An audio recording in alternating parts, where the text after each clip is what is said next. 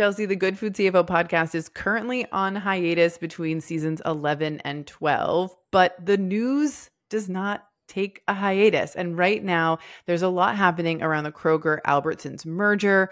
There are additional lawsuits coming to light. There is union support that is changing. And so we want to keep our listeners up to date on everything that is happening. So we're taking to YouTube to share the latest news stories. What do you have for us today? Yeah, Sarah, today I actually want to talk about, as you mentioned, the union support around this merger. So before we even get into that, I want to remind everyone that the FTC, the Federal Trade Commission, did file a lawsuit in the courts in Portland, Oregon, in an attempt to basically block, stop, pause this merger from going forward, allowing them time to really look into all the details of this merger and then eventually decide whether or not they, want to move forward with putting a full stop to it from happening. So that trial did start in Portland on August 26th. And interestingly, the story that we're going to talk about today, which we will put links for all of the articles that we're referencing down in the, details of the video. But the story that we're talking about today has to do with a union that is also based in Portland, really the Pacific Northwest, as a whole. But the story we're talking about is really centered around what is happening in Portland. So the United Food and Commercial Workers Union Local 555 was and has been this whole time the only labor union in the whole country that expressed support for the Kroger-Albertsons merger. I was fascinated by this. I was fascinated by the fact that a union would be in support of this. And so I was really interested to see the why behind that. And what we found in one of the articles was that a spokesperson for the union told a local news, outlet, I believe in Oregon, that the merger seemed like a better option than merging with other companies like Amazon, Walmart, and Target. So it was sort of this idea of we know, like the devil now, right, is like better than the devil that you don't know. And I understand that to a certain degree, but I'm very happy that they've, I'll say it, come to their senses and are no longer supporting the merger. Yeah, they have definitely changed their tune. They actually announced in late August that they would no longer support the merger. This was happening as union members in Portland, which I talked about earlier, were preparing to begin an unfair labor practices strike. And this seems to be centered around the idea, I'm going to say, that Fred Meyer had committed to raises for its employees, and then they were no longer moving forward with those raises. And I have to say that some of the articles were a little bit, I want to say confusing, but I think it was because of the lack of detail and the lack of specificity that even the folks from the union were using, right? At one point in the articles, Kroger has said and C&S has said that they're going to maintain or not push us, right, on collective bargaining agreements. So those are going to stay in place, but our members' wages, working conditions, healthcare, retirement, that's all going to stay in place too. And what they're seeing at the bargaining table is that that is not true. That's not happening. Something is going on that is giving the sense of we're not actually going to take care of our employees, the union employees, the way that we said we were going to. Yeah. And what it says to me, right, is that there are concerns here at the larger idea of C&S Wholesale taking over these stores, through this merger and through the divestiture plan that Kroger and Albertsons have in place. And we've talked about this before on the podcast. We actually clipped some of those news stories and have them here on YouTube. So anybody watching, if you're not sure what we're talking about when we talk about the divestiture plan and C&S Wholesale, go back and check those out. The first one I'll call out is titled Kroger-Albertsons to divest 617 stores to C&S Wholesale. Mm-hmm. And I'm just going to add to that. Like, we talked about that because that seems like a good thing. It seems like a positive thing on the surface, right? This is a monopoly that we're concerned about. And so divesting hundreds of stores seems like a good thing because it will maintain some level of competition. And we dig into the why that's not necessarily true. Some historical data, facts, divestitures that have happened before that are very similar to this one, and how they panned out. And, spoiler alert, it wasn't great. So definitely look into that if you're not familiar with why the divestiture is not great news. Yeah. And honestly, it's because of the stories that we told and that you and I learned about in that news segment that, for me, helps it make total sense why this union is having concerns over the divestiture plan, is pulling their support. One of the things that we talked about, as you kind of hinted at there, was prior divestitures, prior mergers that we have to learn from. Yep. And a big one that we talked about was back in 2014 when we saw Albertsons and Safeway merge. Yep.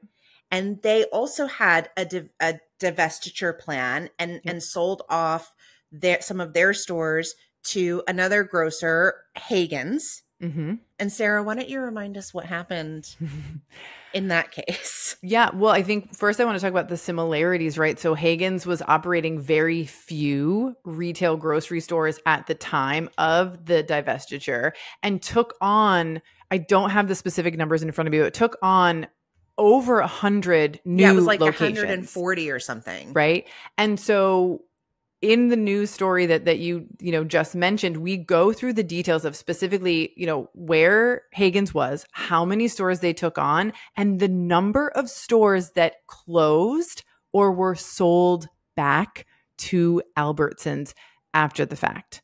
So this was a divestiture that then ended up with stores going back to the original owners or closing, creating effectively food deserts in many of the areas where they were located. And it should be no surprise to learn that one of those major areas was the Washington, Oregon area. And that is why the people of Portland, the government of Portland, right, is so concerned about this current Kroger-Albertsons merger. Another thing that's really important to talk about here, I think, too, and why there's concern about C&S's ability to successfully operate these stores is C&S's history, which we may be able to dive into a little bit here. We might not have enough time, but also the stores that they would inherit. So we've got another news clip for people. And can you share the title? It's about the 4 buckets of stores, essentially. Yeah, and that's exactly, I think, what the video is called. It's called The 4 Buckets of the Kroger-Albertsons Divestiture Plan. And what we do there is really define and lay out for everybody the 4 types of stores that exist in a merger, and basically detail which ones Kroger and Albertsons are going to keep and which ones they're going to get rid of to C&S. Yeah, and when we broke that down, it really was not pretty. No. And there are folks within C&S who, via text messages and other internal communications, have said in their own words, like, they're giving us their worst stores. So again, it's not just speculation here about, what types of stores C&S is going to get. The folks inside, some of them at least, also believe that they're getting sort of the shit end of the deal. Yeah, I mean, you called it out right there, right? These internal text messages. This is actually information that has come out of the trial happening in Oregon right now. Yeah. To start off, we saw that the Albertsons chief operating officer, Susan Morris, who we've talked about again before in those prior stories, the plan is for her to actually leave Albertsons and join C&S to run this new nationwide grocery chain, essentially, right? If the merger goes through. Right. And she testified, I believe last Thursday, on that divestiture plan and their plan to sell off hundreds of stores and how that is fundamentally different from what happened with Hagen's. She was quoted in her testimony as saying, "It's a different scenario in a different time. I'm confident in my ability to run these stores." But then we got something a little different. On September 4th, Oregon Live reported that C&S executives testified. I believe the first one that they had on the stand was Alona Florens, who is the Senior Vice President of Corporate Development and Financial Planning for C&S. Yep. And she was asked about text messages between her and Jonathan Granger, who is also a C&S employee. He's on the corporate development team. Apparently, Granger had asked her if she had, quote, looked into the market perception of QFC, which, again, if you've watched those previous videos, QFC is one of the brands that they do plan to divest to a C&S. And I believe, correct me if I'm wrong, Sarah, but QFC is considered like a value brand. I believe so. Yeah. Yeah.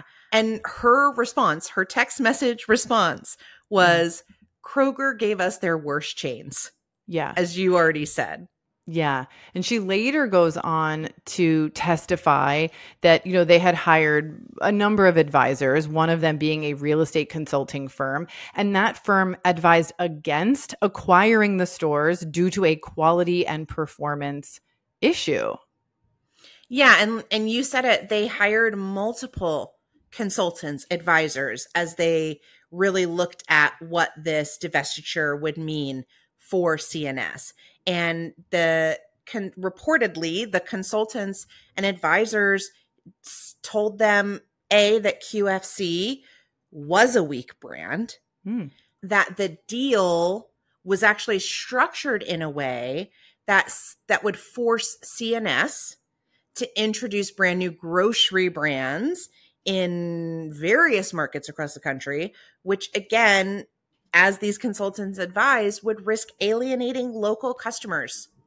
This was interesting to me because when we read about QFC, and I think that it's like a lower cost brand, like a lower priced brand. And there was an interesting thing in a previous news story that we did where C&S felt like, and probably from these consultants, that they would have to rebrand the store, basically making it a higher priced, sort of more elevated grocery store. And I understand now that's why it would risk alienating local customers. It would potentially price some customers out of that grocery store, potentially pushing them to another location or having to go further away. That's something that had not clicked with me before. And ultimately, Florence testified that C&S officials had considered the consultants' input, but felt that the company could run the large number of stores and said, and I quote, "You can't take consultant numbers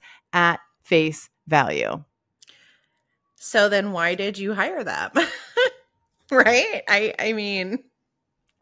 And we talked, a moment ago about Hagen's and how the mirror between, Hagen's and how few stores they had when they took on the Albertsons Safeway stores. And even if history is not going to repeat itself in terms of C&S and Hagen's, we now know that C&S was part of a divestiture related to the Tops and Price Chopper merger that happened in 2022.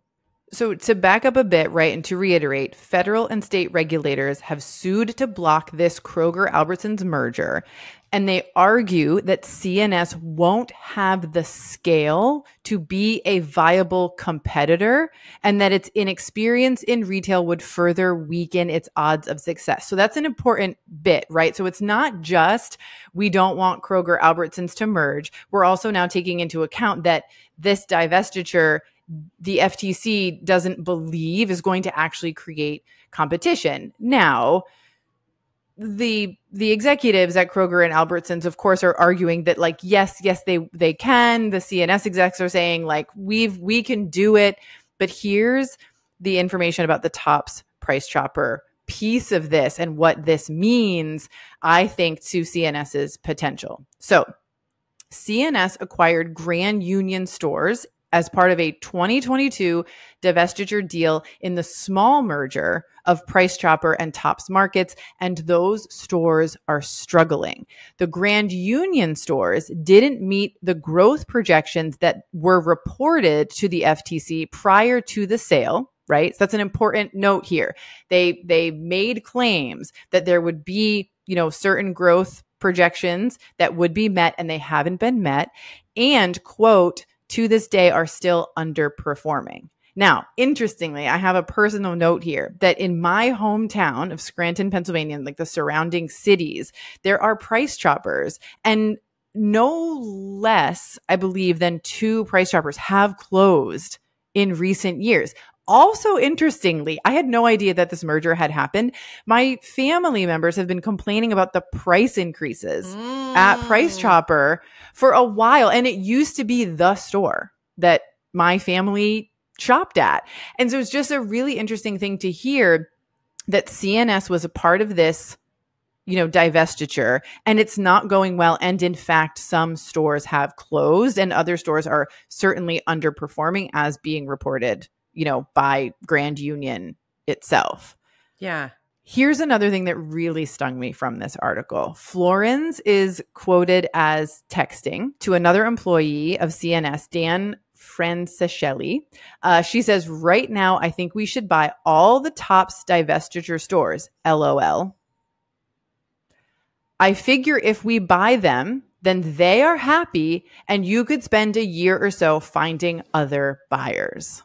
What this says to me is that there is an extreme lack of concern, care as to what actually happens to the people who are working in these stores and whether or not these stores last for the communities to be able to have access to groceries. Yeah, and that brings us exactly back to the top of this video, right? And why we are seeing that the last union standing supporting this merger has pulled their support. I think this is a perfect example of why that is. But wait, there's more. Oh my I have gosh. one more thing I need to share. Yeah. So not only are things not going well with the C&S Tops Price Chopper divestiture situation, but C&S had tried to enter the grocery business once before. Now you need to remember, again, this is in previous news stories that we have, that C&S is primarily a wholesale business. They have very, very few number of retail grocery stores. They are primarily a wholesaler, basically delivering the groceries to multiple, chains of grocery stores. Okay. They tried to enter the grocery business once before and acquired hundreds of stores in the early 2000s. I don't have the details on how those stores were acquired for this video, but by 2012, most of those stores had been closed or sold, and they were out of the retail business entirely by 2015. That's important to know about C&S's history. They re-entered retail again in 2021 after losing its largest wholesale customer, which was the Dutch owner of American brands Food Lion and Stop and Shop. So this is important because history is important, right, to be aware of. We need to understand how, not only how former divestitures and former, forays into retail went, but also, as we're seeing from these text messages, how the executives of this company are thinking about business and not thinking about people. And I am going to throw out a little conventional wisdom here that I think is perfectly placed. When someone shows you who they are, believe them. Yes. So I think we've made our arguments here that, we are not fans of this merger. We are not fans of this plan to divest stores to C&S. We will continue to, bring news and insights from the trial that is still going on as we're recording this to all of you. We also want to know what you're thinking and feeling about this merger, potential merger and trials as well. If you have questions, let us know. All the links to the articles that we're sort of citing or pulling information from here in this video are going to be down in the video description. Chelsea, how can people stay up to date on new news in this regard? Yeah, we're going to continue covering this story as well as other stories around the food industry. And so if you do want to stay up to date, make sure that you subscribe, click the subscribe button, and update your notifications so that you know when we post a new video.